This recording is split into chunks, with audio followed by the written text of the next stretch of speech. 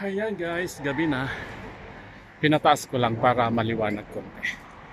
Yun, nandito pa rin tayo sa may palibot ng King Abdullah Park. Ganon guys. Yeah, ipagpatuloy natin dito banda. Maraming mga nagbebenta dito. Dala. Ayun. Maraming mga ano doon. Ewan ko. Mga ibinebenta nila. Maraming nagbebenta doon. Mga ewan.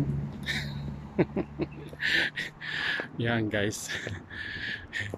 Hindi tayo nakapasok. Family pala. Family lang pala pumapasok.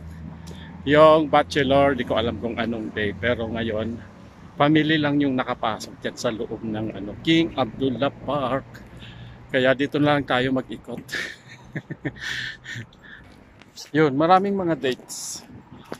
Oh, kita nyo yung mga yan. Dates, yan. Namumulaklak na yung mga dates. Yun.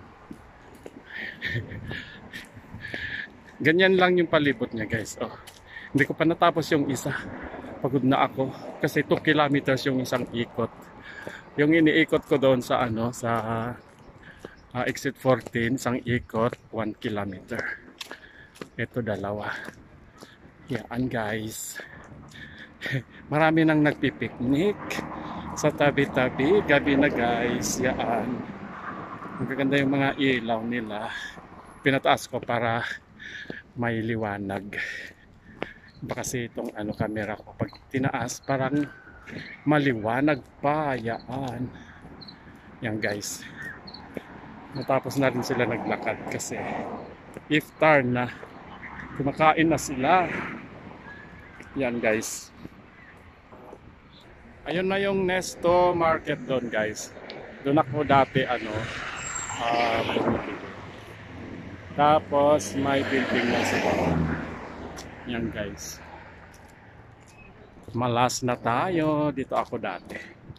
Sa Malas District. Yan. Binisita ko lang ngayong hapon ng Thursday. Yan guys. Patuloy natin dito.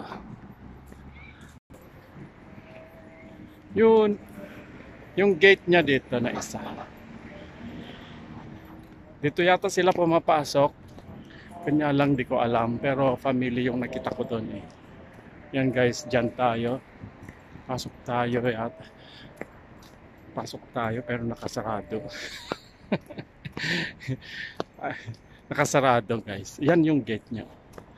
Yun. Yan ang gate.